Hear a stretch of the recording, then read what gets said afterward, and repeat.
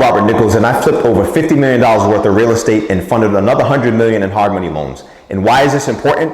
Because while I've had some big wins, I've had some huge losses along the way. And today I'm going to share 5 keys to success in real estate, starting with how to find deals. I'm going to talk about the 2 most common mistakes fix and flippers make and how to avoid them. I'm going to talk about what it takes to finance your deals and raise the money. And I have a special guest named Anthony Bellanti, who's flipped millions of dollars worth of real estate. He's a developer and contractor, and he's going to share the construction process. I promise by the end of the video, you will learn how to scale a real estate business, become profitable as an investor, and win in the game of real estate. Now let's get into it. What's going on, guys? Thank you everyone for coming today. I'm Robert Nichols, and as most of you know, I flipped over 50 million worth of properties and have funded over $100 million as a hard money lender. And at the end of the day, why is that important? Because while I've had a lot of big wins, I've taken a lot of big losses. And honestly, the biggest thing I learned along the journey is if I had the right mentorship, if I had the right education, if I had the right team around me, a lot of those losses would not have been so bad. And so really why I do this is to really empower you guys to learn from my mistakes, to learn from each other, to network, and to really build a real estate business that transforms your life and allows you to achieve the goals and dreams you have for you and your family. Today, I want to first and foremost thank Anthony for allowing us to do this meetup here. Anthony, let's give him a round of applause. Anthony is no spring chicken. This guy is the real deal when it comes to fix and flips, when it comes to development. He's one of my mentors. And as you guys can see from the quality of the work, he put a lot of time and energy into doing this. And honestly, he did it. And how fast was this, Anthony, from start to finish? I don't know. When did we do this? 3-4 months ago? 3.5 months or so on a whole gut rehab on a 3-family, guys. And if you don't know, that is fast. And so I'll let Anthony introduce himself. We'll go through a presentation where we're going to cover 5 points. And then we're going to open it up for questions and allow you guys to continue the tour and continue networking. Does that sound fair? Yeah. Excellent. Anthony, you want to introduce yourself real quick? Sure. So for those of you who don't know me, my name is Anthony Bellanti. I've been doing this for 40 years. I'm a former building inspector for the city of Boston. I have a lot of contacts in the city. That's part of the reason why we're able to move things along the way we move them along. A big part of what I teach and what I've learned over the years is building an all-star team. You've heard me say that time and time again if you've been around me or followed me for any length of time. And Anthony is an A player to the max, right? I haven't seen someone execute multiple jobs at once the way he does. I'm going to talk about 4 quick points. I'm going to talk about how to find deals. I'm going to talk about the 2 biggest mistakes flippers make and how to avoid them. And then I'm going to talk about financing, which is what I do. I'm a commercial lender, hard money lender. We finance this project through my team at Crowd and I, and we can do the same for you. So I'll jump right in here, guys. I kind of have a quick illustration about finding deals, right?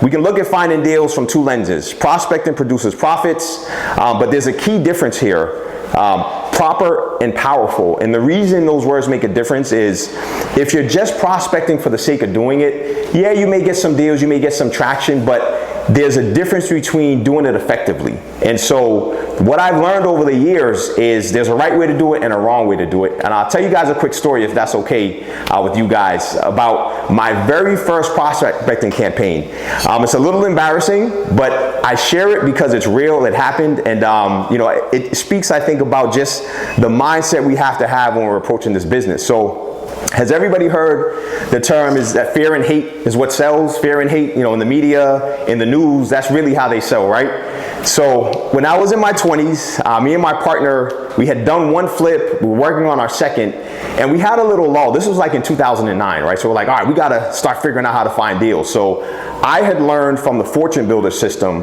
where I took the course. It was like the at-home CDs back in the day, right? I'm kind of dating myself, right? I know I don't look that old, but there was such a thing as these CD-ROM discs, and we're putting them in and we're learning. And as we were going along, we started hearing about direct mail campaigns. So the very first direct mail campaign I did was a prospecting list I got to focus on pre-foreclosures.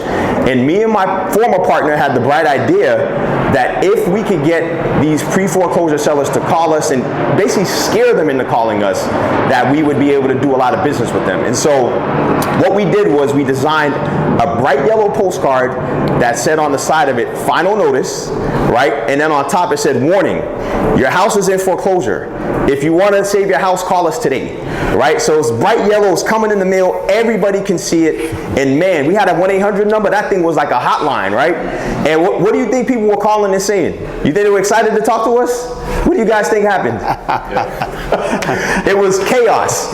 I mean, that phone did not stop ringing. Welcome Dexter, how you doing? Yep. All right, man, no worries. Yeah, that phone was ringing and ringing off the hook. I'm talking about profanity, I'm talking about swearing. It was horrible, right? It was a disaster. I think the worst call we got was one of the mailmen actually called us and said, I am refusing to deliver this filth. Like, it was that traumatic for folks. And you know, obviously I was in my 20s and I realized the flaw in my logic now, obviously, but I really wanted to share that to highlight the importance of using strategies and techniques that work, right? Just because you're smart and intelligent is one thing, but having the skills of prospecting and being able to find deals is really what it comes down to. So to fast forward to now, I now know how to send 100 letters and get at least 5 callbacks and 2 deals from the same list, pre-foreclosure list. And I know some of you have been in my trainings and you know those strategies as well, Raphael and Raina, Denise, but I share that to say is that, again, there's a right way to do it, a wrong way to do it, and it really doesn't cost any more time or energy or money. I'm actually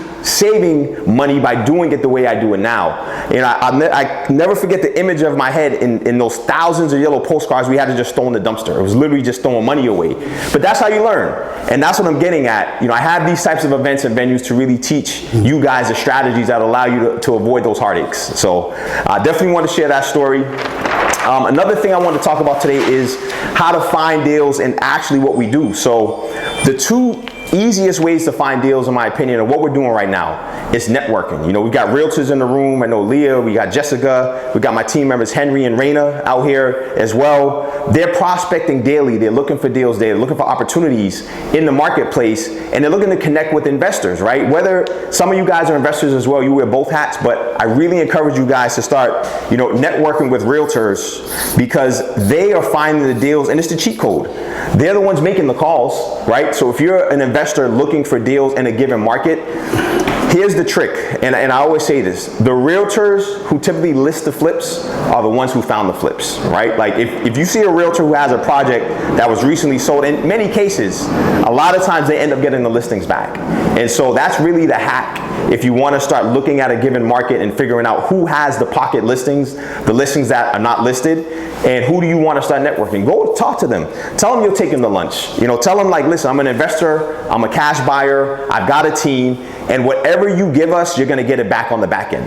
Now you're talking their language, right? You got to talk in dollars, guys, because everyone is focused on obviously networking and building, but you got to make money in the process as well. So that's the first piece of advice I give you when it comes to networking. We've got wholesalers, right? So a lot of the deals that I get now come from wholesalers and realtors. I've got wholesalers that literally will cold call for 4 or 5 hours a day to source deals on some of the lists that they use, such as like the pre-foreclosure list and the probate list, which we're going to get into. And so you want to network with those folks. And where do you find those folks? Same thing. Real estate meetups, on social media. A lot of wholesalers will post that I have cash deals. Like, so you just want to start hashtagging wholesalers and see what comes up. This isn't a business, guys, that you can scale alone. I'll be the first to tell you that, right? You need a team. You need people to help support your growth, especially if you want to take it to a high level and achieve large success. So wholesalers are a great resource. One of my wholesalers, he probably found me, especially when I was more actively flipping. I'm doing more developments now, but on an annual basis, at least 2 to 3 deals a year. And each of those deals, I pay him 10 grand. And you know, some of those deals I made 200, some of those deals I made 100, some of those deals I made 50. But he definitely was able to make a living wholesaling with me and doing some other things and working with some other investors. But there are definitely folks out there who want to work for you and really support your growth. The 2 lists that I've had the most success with are pre-foreclosure lists. That's number 1. And probate lists. Everyone familiar with pre-foreclosures and probate lists? I'll explain it quickly. So the pre-foreclosure list is pretty self-explanatory. There's a free list that comes out every day in Massachusetts that lists all of the folks who are facing foreclosure. And really the best way to prospect this list, guys, is by offering to provide value.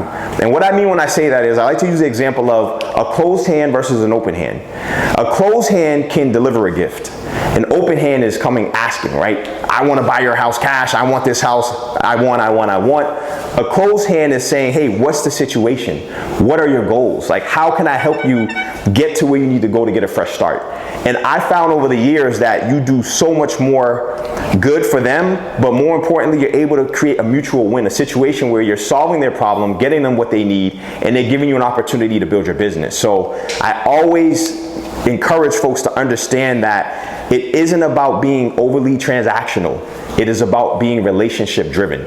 And whether it's a short-term relationship, you know, that develops, or something where you talk to those people for years, just always keep that at the forefront of your mind. I'll never forget one of the deals I did. It was a pre-foreclosure I bought for my letter campaign, where it was an elderly couple, husband and wife. The wife had gotten sick, and then the husband had lost his job. And that's typically what you see, right? There's usually some level of distress that causes these situations to happen. So I meet with them. The house is dark. They keep the lights off because they can't afford the electric bill. That's something you'll see is pretty common. So it's a dark environment. And I never forget, like, she said, be careful of the cat, because if you get too close, you know, the cat will scratch you, right? The cat was just always on edge, and, you know, mice and rats. It was just very, very, very distressed. So fast forward to the end of the transaction. I ended up helping them out. I bought that house. It ended up being one of my most successful flips. And I'll never forget it. I gave them money so they could relocate. I think they ended up getting like $20,000 to kind of relocate and get a fresh start. And it was so crazy when I went to the new apartment. They looked like different people. They were so happy. The lights were on. Like, they were just very comfortable. And the craziest part about it was the cat was the friendliest cat ever. Literally came over on my leg, rubbing on. I was like, Maya, I was like, no, she's good now. We didn't know, but those mice were running her ragged. She was always on edge, you know, not knowing how things were going to be. So, you know, it was pretty wild to kind of see the impact that had on that family, you know, because these are the things we kind of don't think about when we're kind of like looking on paper and kind of adding things up and doing the math and figuring out the metrics. So I really want to drive that point home, guys. It's super important to do that. So with that said, the two biggest mistakes, you know, as you jump into the flip game, no matter what level you're at, that I see people making, and I'm guilty of one of them in particular, is number one, people, put this over here, overestimating